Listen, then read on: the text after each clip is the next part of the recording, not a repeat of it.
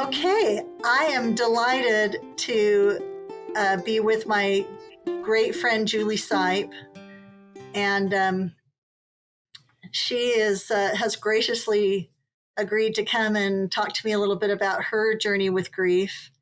Julie is the one who came to my home just a few days after Steve passed away, put her arm around me, and gave me that sense that there was hope, that I wouldn't always feel as terrible as I did that day.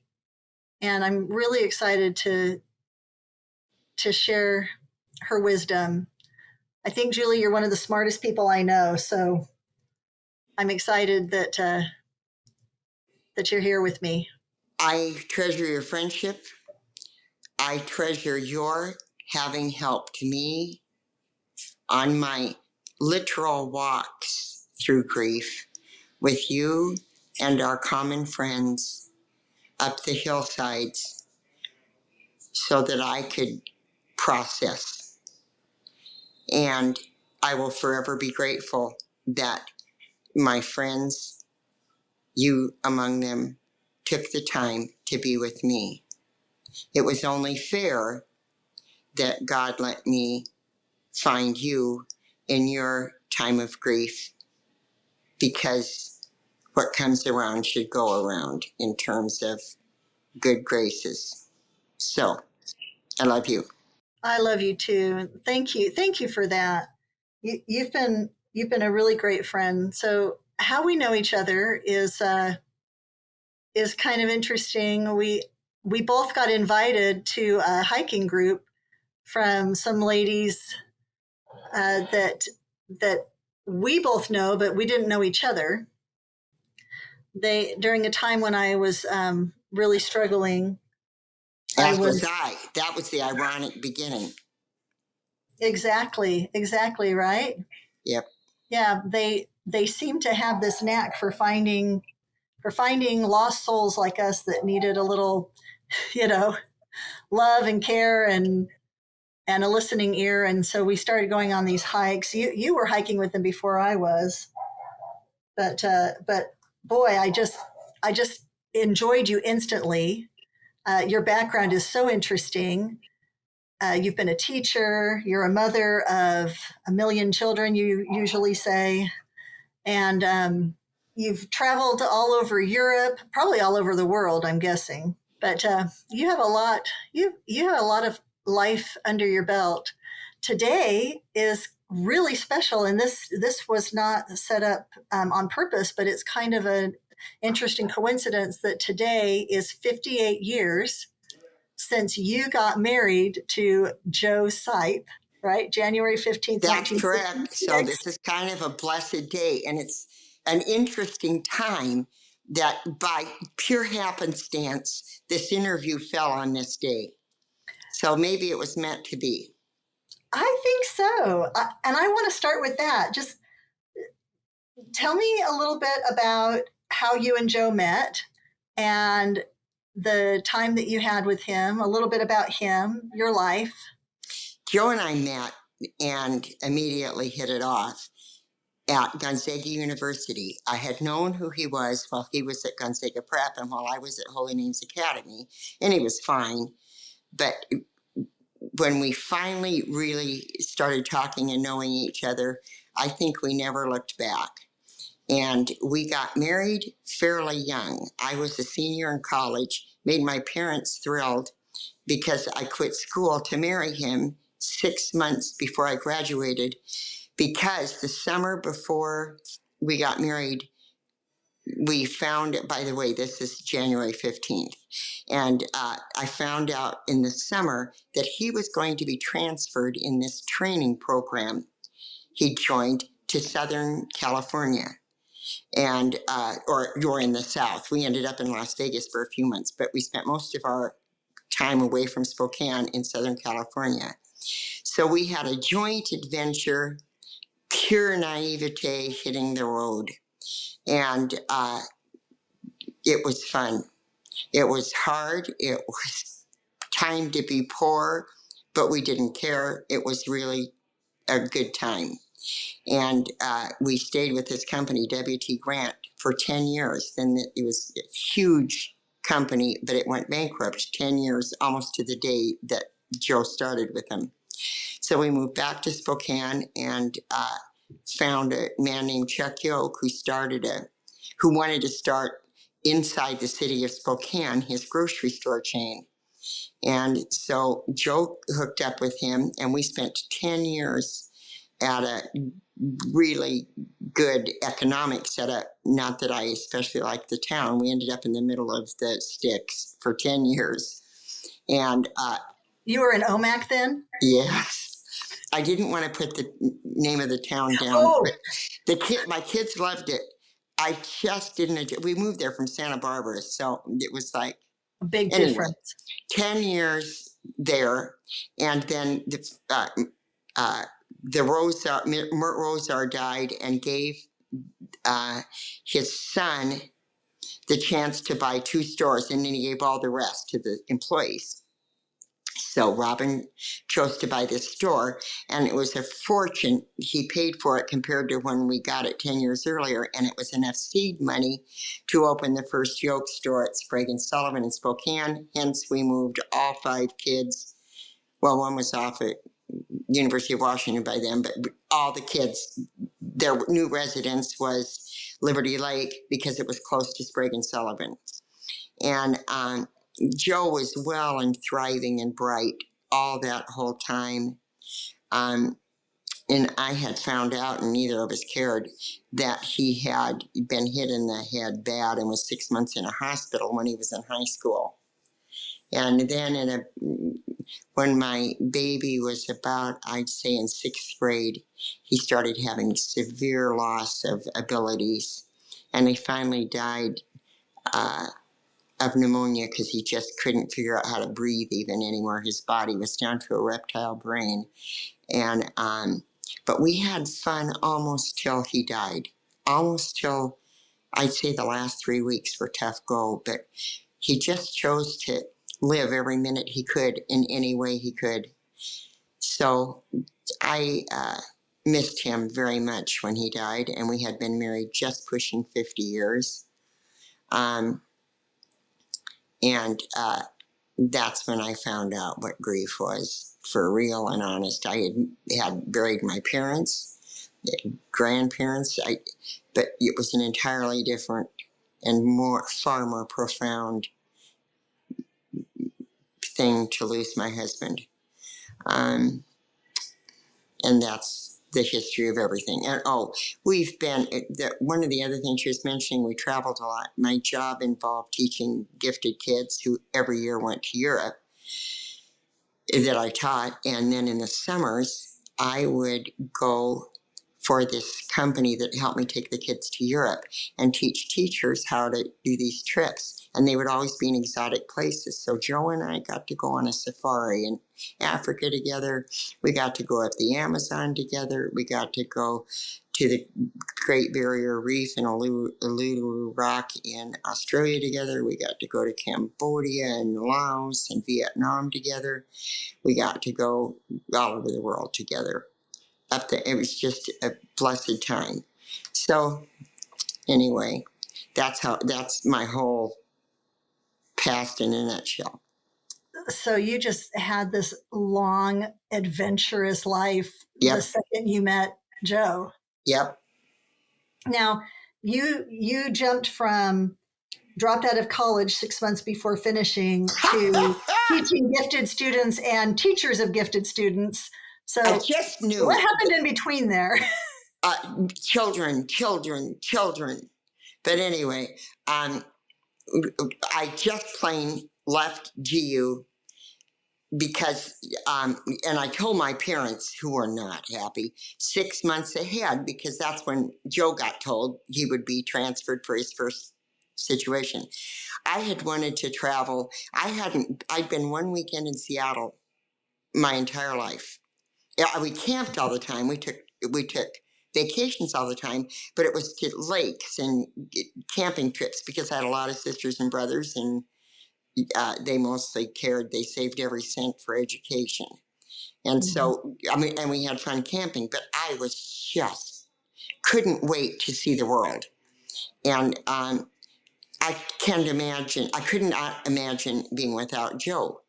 And so that we just had a dead winter wedding, which must have been great fun for everybody to plan. But I was oblivious. Anyway, so that's the deal. And then children came first, and then you went back to school, or what happened? Yes. A year and 3 months after we got married, I had a child. A year and about 4 months after that, I had a child. And a year and about 4 months after that, I had a child. Then I had a miscarriage, then a long talk with the doctor about not having children because I was losing them. So then, and then in a few more years, I had a child. And then I had a total surprise child. And then that was the end of the kids. And then when my 3 oldest were young, we moved to Santa Ana because Joe ran a huge store in San Clemente. And in Santa Ana, I got the opportunity to go to school free at a junior college. And the only way that I could go there free is if my kids went to this preschool. The reason I went to this place in the first place was to check out the preschool. And the people told me, you can't put your kids in this preschool. It's a fortune and you have to pay a lot. I said, well, they look just like my kids. And they said, well, these kids are here because their parents are all in college. And I said, oh my gosh, I can't possibly afford that. And she said, well, you just moved to California from Arizona. College is free. Junior college is free. So I got college free, and the kids got preschool free because I was in college. Had I done that last 6 months, I would have missed the chance of a lifetime. So that's how I got minors in history and English and writing and social sciences, everything else. I just couldn't graduate. So I took class, and Joe could come home 2 nights or 3 nights in the week and watch the kids from 6 to 10, and I could go to college. So when we found out, and we were there 3 years, and when we found out he was getting transferred, I graduated with 5 certificates of AA degree, finishing all the stuff. I then took me 2 seconds to get, when we moved to OMAC, then I got out of college at Holy Names College, and then I got a master's degree at GU, and then a lot of Agnes Coles, a person associated with the Spokesman Review, was trying to find people to send to school, to universities for gifted kids. So I even got to go to Oxford University one summer at her behest to study Shakespeare. And so anyway, it all turned out better. Hold on. You were even cooler than I thought you were. No, I wasn't. It was a summer thing. But yeah, anyway, but still, you get to say, I went to Oxford. Well, for 1 minute, and it was spectacular. I loved it. And it was with the Royal Shakespearean Company to teach Shakespeare, because she had criteria about what I could do to help get myself in a good position to teach AP Lit to gifted kids. Oh my goodness! You know, I have another friend who had classes from you in high school, and we have a love fest when we talk about Julie Seipp. I don't want to know. I don't want details. It was mean, loud, hard. I don't know. And so, but I loved my kids. I will say that. Well, that's good. So coming back to Joe, yeah, I think it's really interesting to hear you say that you had such a good time together, even up until so far, because as I remember, he was diagnosed with Alzheimer's, wasn't he? 4 years. He got early onset Alzheimer's, and part of it, because it was so early onset, because he had been damaged so badly in high school, and it looked like he'd completely overcome this injury in high school, because he got his part of his skull crushed in, and the doctor very wisely, and way before people didn't put a steel plate in, but put his own bones together as best he could, and left him in the hospital sort of immobile to make that all mend, because he was such a young, healthy guy. And so we never thought we'd ever have issues about that again. But fate decided that was not the case. So, but I think part of our luck, and I recommend to every couple that gets married, is look for the good times. A part of our luck was that it was just kind of inbred in what the two of us set out to do, was to just enjoy our minutes together. And that might have come from having so many kids so early and us never having traveled and being in all these wonderful Southwest areas. Um, we sought fun, and I think you die like you live a little bit, because we just never gave up finding anything we could do that we could both do. In fact, 6 months before he died, that's how close we were to his death. When we went to Prague to the opera, he always loved, and we've now found out years later, now that they know more about Alzheimer's, that light and sensation and music are huge uh, assets to have in your life if you have advanced Alzheimer's.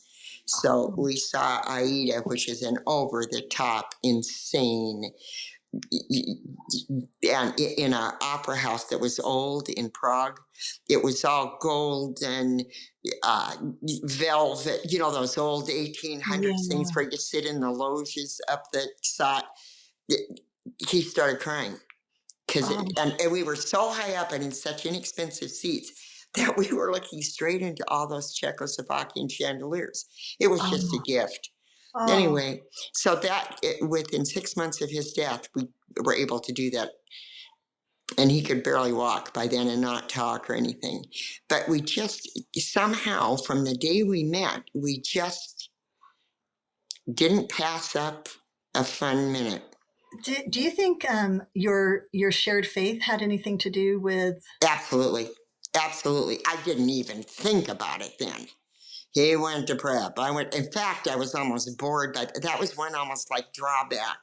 Nothing new, nothing interesting. Gee, like this one guy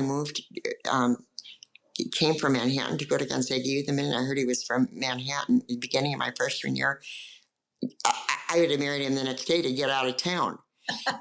I mean, but we always met at Mass. We always knew that it's probably smart to be virgins when we got married. We just, not because we had any brains or anything, but just. That's how you'd been taught. Well, and we were jerks together too. I had a beer in Post Falls up on some hillsides by where my brother lives now. So I can always remember what an idiot I was when I go see my brother. So we were by no means perfect, but we were of one mind. And God was an easy fit, because in probably in every church, but in the Catholic Church, 3 of you get married. It's God with you. It's a union of us in God. And we always just knew that because he went to Lord's grade school, Gonzaga, and then Gonzaga U. I did the same thing. It just was coming. We were almost in the same. I think he stayed back a grade when he got hit in the head. So we were exactly at the same level all through all our schools. I love that concept. But I think our faith, and by sure, in all the bad times or poor times or taught times or ugly times, always our faith was there. That's the one stability. Thank God it wasn't money or anything else, because I found out, I didn't find anything out. I just was lucky we had that.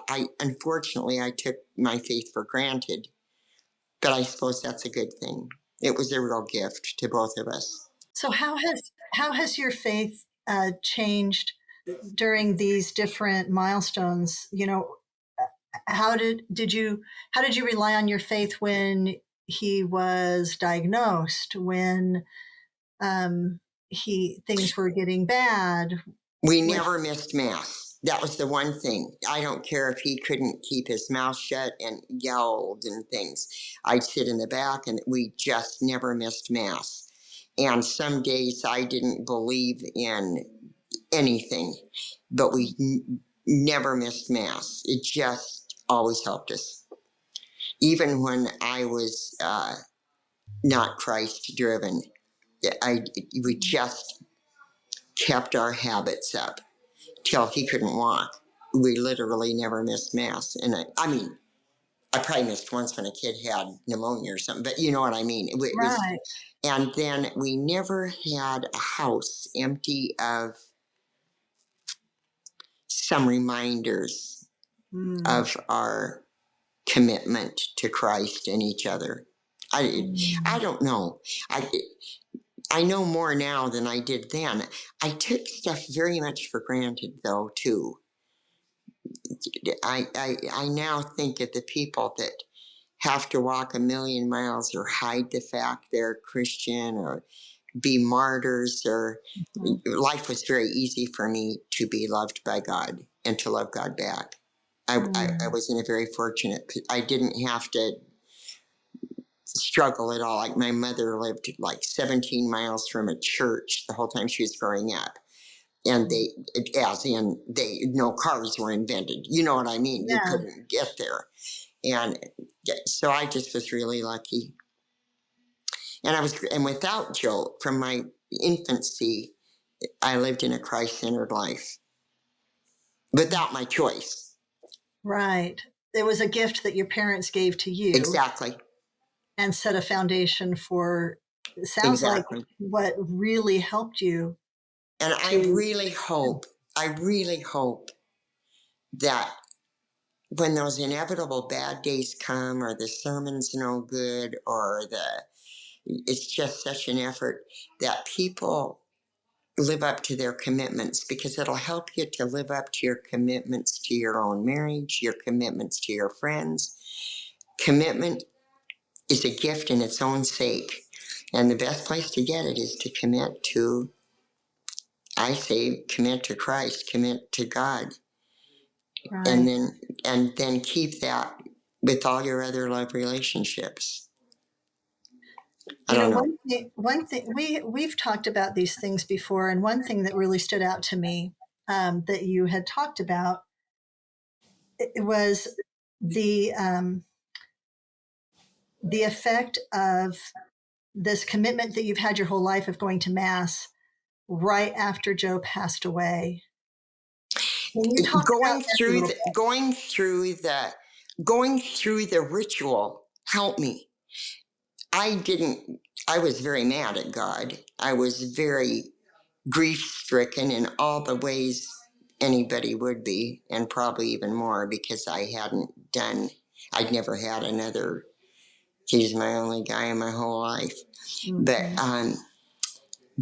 going through good habits help me. I think people who tend to maybe rely on drink rather than God end up becoming alcoholics when the times get tough, or if one ends up denying everything, because everybody has bad days. We're imperfect specimens. But that commitment to even just the ritual, and that was kind of what helped me in all my life. Just get up and keep on keeping on, even like if you don't want to, or it's the last thing you want to do. Those built-in habits, I think, come in to play. And I didn't think God even loved me on some of this beginning, the first years. God, but I just kept up with my habits, if that makes any sense.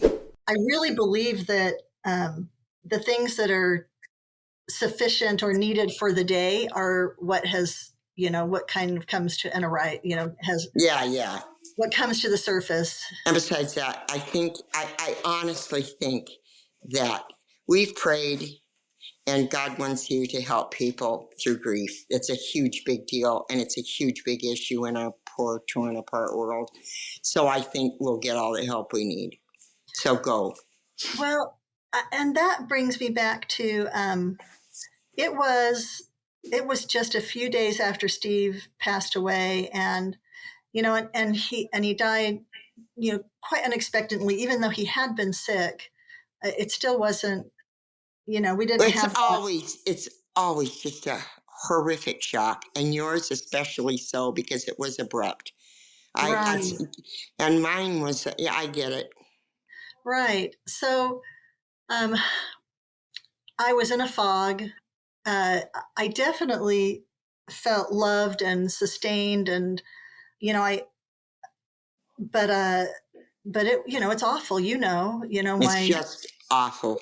the kind of sobbing and weeping that you do it's something I've rarely ever experienced before or since in my life, but around that, that was really intense. And I remember that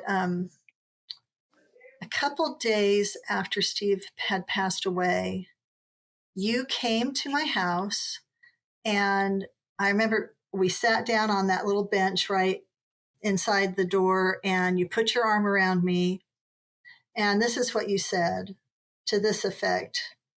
And I think it just shows how impactful it was, because in the fog I still remember it.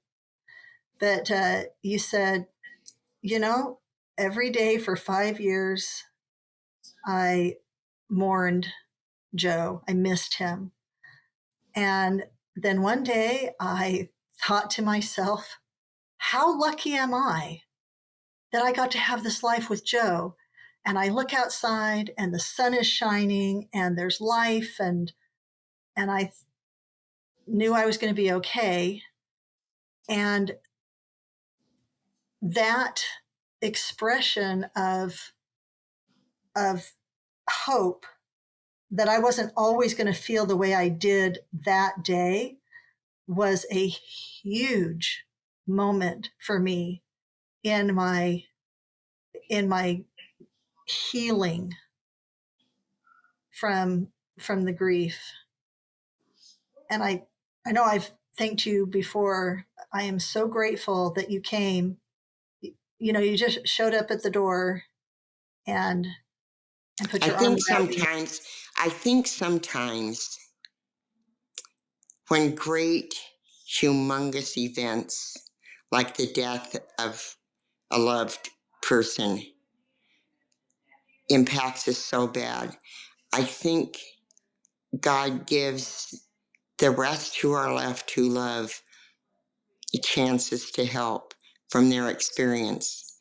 Um, and something miraculous really did happen. It passed. And I wonder, I can't prove this, I don't know anything about it.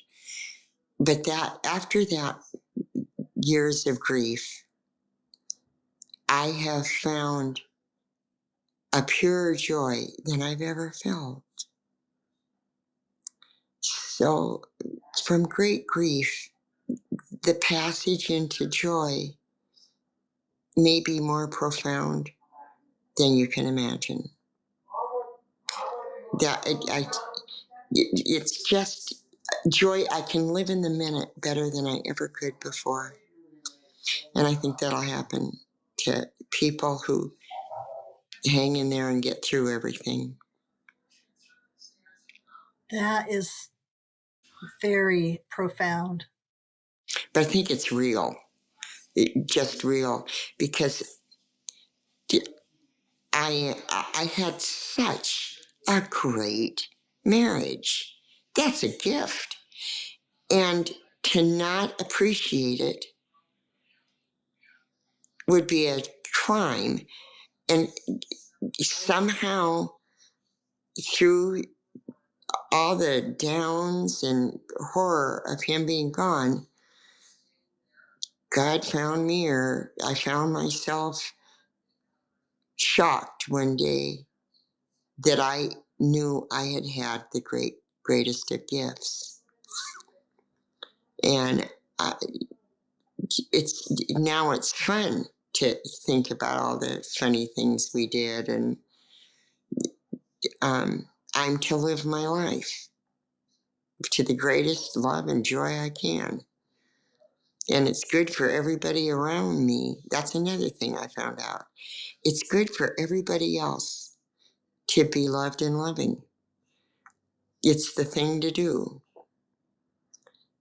And the rewards come back. And I think even on days like I still get sad that my kids don't hit mass enough, or I don't know. But then I'm not bad example to have them watch in terms of getting through bad times with that habit of always letting Christ in, even if I don't know why or I'm mad. I don't know. That's just what I'm thinking. It's a great gift that you're able to give your loved ones and kids. And even, I benefit from how joyful you are as a person. And so, and I'm wondering if it doesn't take understanding real loss to understanding real joy. mm, I, yes. and see, it'd be fun for us. Well, we're going to be together till one of us croaks, but it will be fun to see if you keep finding more and more of that. The ability to love them in, I don't know. You have to start a whole new world, and now you've got Michael with your whole new world, and it's great to find joy. It doesn't demean any of the joy Joe and I had, but somehow that love has enhanced everything since, after the years of getting through grief. So I wonder if the moral of the story is that the habits we make as couples and the habits we make with our souls get us through the hard times. It's like we've put spiritual money in the bank, and it's there when Mhm. we need it, and it finally buys joy. So great, it's like a synonym for grace. I'm trying to think about, but I think the ultimate gift is that joy, and it's joy still in Christ. And I know Joe's still in. I don't know. I can't get further than that. It just all works now again. Mm-hmm. I 100% agree. That's why uh, the mantra that I had for myself was, I will be okay because I still have oil in my lamp. It's exactly That's what you're talking exactly what about. you're saying. Yes. And it's another thing too, is I learned that there is such a thing as loss. And in the 4th century, remember when St. Augustine said, "My heart is restless until it rests in thee." Mm, And he might have been talking about death, but there's nothing that's going to solve anything except this kind of joyous love. Everything else is secondary. And probably my marriage taught me that, and it taught me by me losing it. right. And it's so the big gift is somehow when the page turns and you're grateful for your history instead of grief stricken at loss. Loss becomes it becomes gratefulness, and it sounds not possible, but it is. Right. Right. That And it's I hard to explain, but it happens. I think the fact that you can even articulate that that happens is part of the gift that you offer to others who are grieving. Because when you are grieving, that the feelings of joy and peace and contentment are inaccessible. They're not possible. They're just Right. not possible. And then I don't know if someone was an agnostic or an atheist, it could be called almost magic. But at some point, I, without any difference in anything, turned a corner. And the corner was to joy from loss. And it Mm. was not my doing at that instant. I did nothing different. It was just the hugest gift Joe and Christ ever gave anybody. And I think everybody gets it eventually, because we just can't make it if we can't get out of the lost part. So I think the word that you hit was hope. That's what at least we can give people filled with grief. Yes. That maybe someday this will lessen and something better than this horror will overtake us. And I didn't do anything consciously. It just is a real gift. Mm. Yeah. And that's exactly the gift that you brought to me that day, because I only knew you as a whole, functional, happy. You didn't know any history. Yeah. Exactly. I didn't know you back then. Yeah, And yeah. so to know that where I was right then, you had been, and yet here you were, vibrant, functional, happy, fun. That was a great gift that I could have hope that I would get there as well. And but I think you're right about the role that Christ plays in all of this. It sounds sappy, but I think it's really true. Mhm. I can't explain it well enough, but I think these anecdotes you're collecting from people, maybe we'll find a theme in there that is more readily available. Because did you look at any documents or pieces of suggestions from writings and things and try and read how to get through the 5 stages of grief and all? I did all that stuff, and I don't know, maybe we need another new approach, and you're going to be one of the makers of it, because you are so intently looking at so many people and finding single stories where you can find a thread that's 21st century, that's right now, that's in this world, that's whatever it is. Maybe you can find a way to give hope to the lost souls who've lost the ultimate thing, which is love. Yeah, I hope so. I think so. How do you think, um, changing direction a little bit, Okay. uh, you've mentioned your 5 kids. Yep. How did they help you? And how do you think you have now helped them as the years have gone by? How did they help you right away? You know, right away, they kept me busy just by being them. And I think that was a help. I don't think it would have been good if I were just absolutely alone. Mm. But because that busyness that, you know, the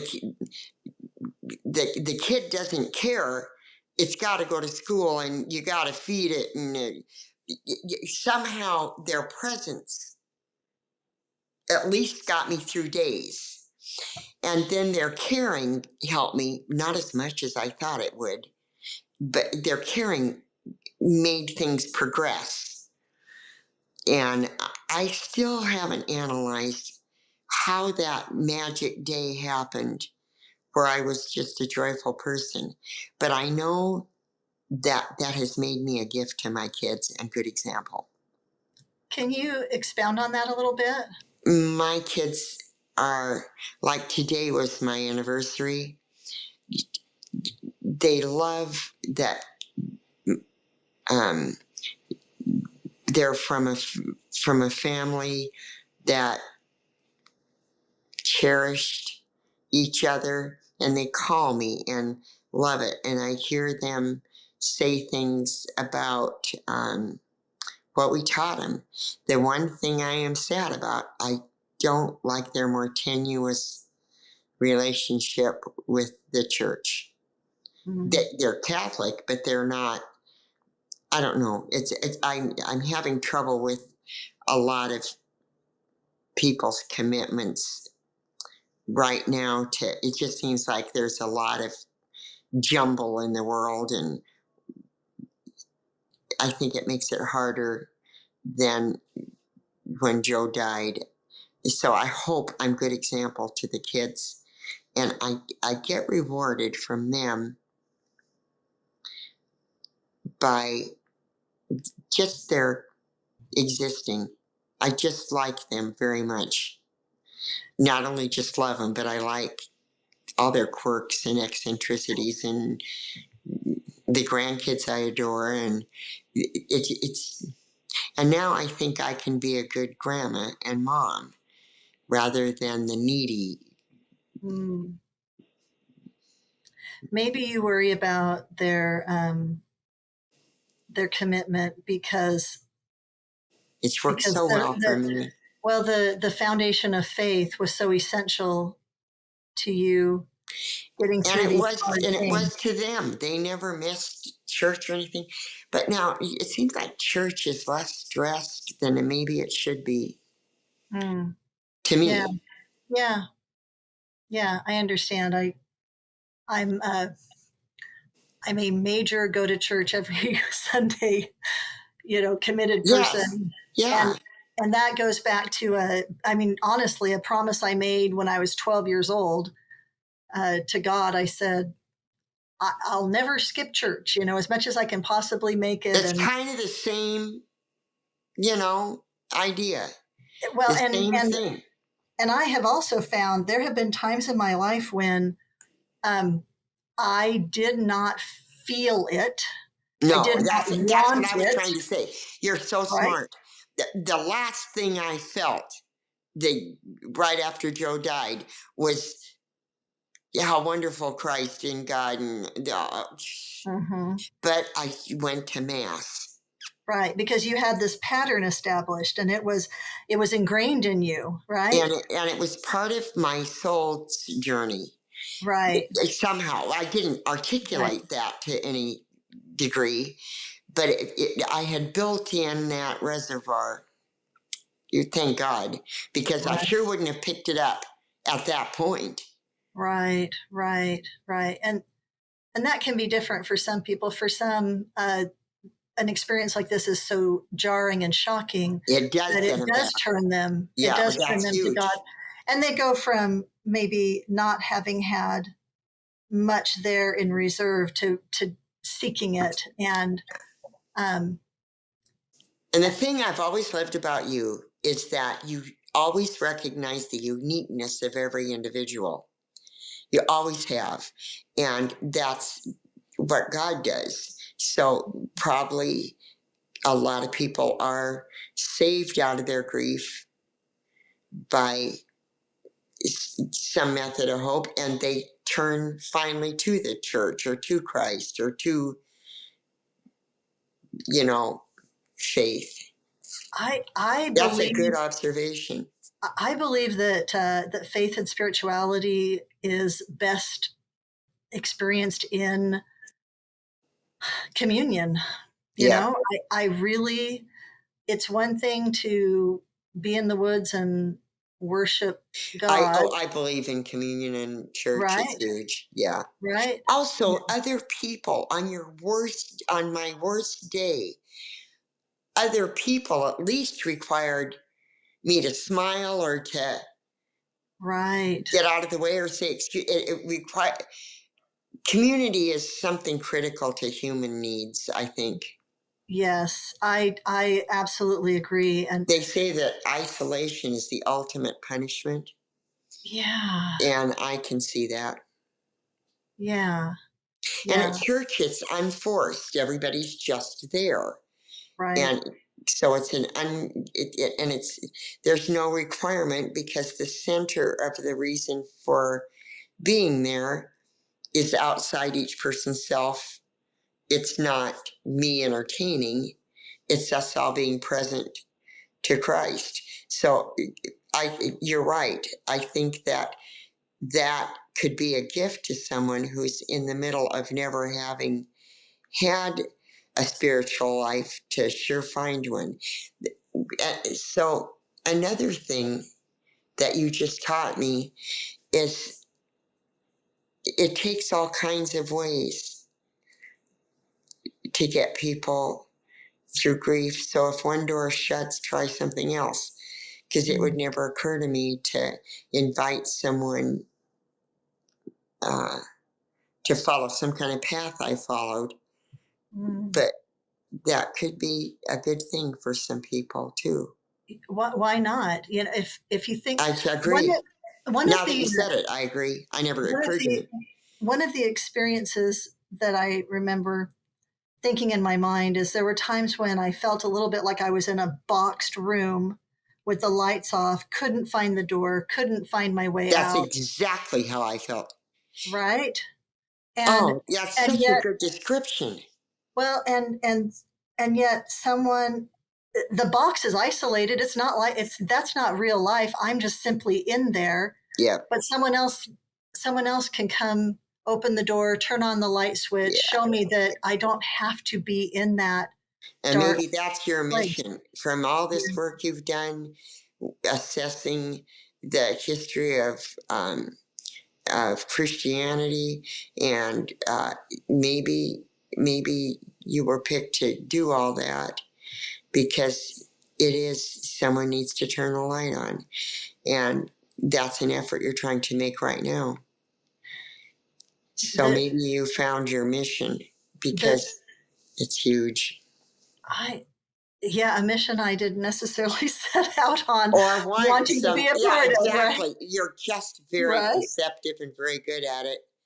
And Well, so when you put yourself in the hands of the theology and this whole studying of all kinds of issues in theology, maybe it's your calling to do this, what you're doing right now, and get anecdotal data, keep processing it, and finding out how to do grief clinics or some way to help or write ups. I don't know, because you've been as good a help as any of the things I've read. And I read mm, a lot of stuff because I solve a lot of problems in life just by reading. I'm escapist, or you know what I mean. right. And so maybe we need you to press on with this. The one thing that I can say I'm absolutely passionate about is the teachings of Christ. Yep. I really believe those teachings are the answer to every problem in the Yeah. world. And But you have a way of connecting. I think you have a way of connecting Christ, joy, grief, and to get people out of the black room with the. You come into people's rooms, and however you do that would be nice to teach other people how to do, or to know that how to give hope. well, Your I think questions are interesting. but it's as simple as what you did for me. Simply having been through an experience, which it can make you a more compassionate, aware person to experience pain, right? Yeah. And once you've worked through some of that pain, you really can be a blessing to others simply by sharing. See, that's what I think you're Right. going to be doing. Well, that's what you did for me. Well, That's what that's I'm what you doing. do for me. This is a mutual admiration society, which is of the best kind. I mean, it's because it's what you do for me too. Um, Well, but and again, we go back to the foundation of Christ, yeah, right? His teachings, his life, yeah, his resurrection. yeah. Believing in a physical, literal resurrection is extremely hopeful. But you know what else is that we are incredible pieces of, I don't know, Christ. God created us Hmm. in His own image in enough level that we have all kinds of possibilities. Mm-hmm. And one of them's getting through grief. Yeah. Much as we dread it, I mean, so maybe there's something inside us, and you know how to get to that piece of whatever it is inside of us that gets us through grief back to the light, which is the synonym for Christ. Well, exactly. And just being willing And to joy share, is the, yeah, exactly.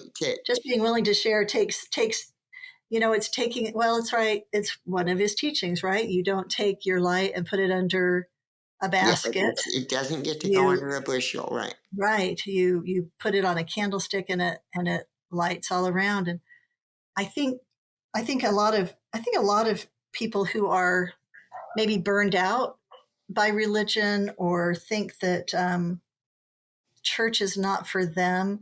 Often, I think what they are rejecting is not Christ's actual teachings, but the That's perception what of I think too. That's what what I has, think too. right, what has kind of, yeah. I mean, I didn't know I thought it till you said it, but it's not that they are rejecting Christ's teachings because that they're not seeing what they're doing. But like even if my kids miss mass, they're really they're they're Christ centric in their goodness of what they're trying to do with other people when they teach. Most of them are teachers on some level or another, and I'm really proud of how they seek out betterness for others in terms of the world. So I don't know. so you can see the effect Yeah, of the teachings in their life. yeah. Um, but I also think the best way to have a good experience at church is to come and be a part of it. Well, it is. It just plain is. So, And I think it's. I think both you and I have found many uh,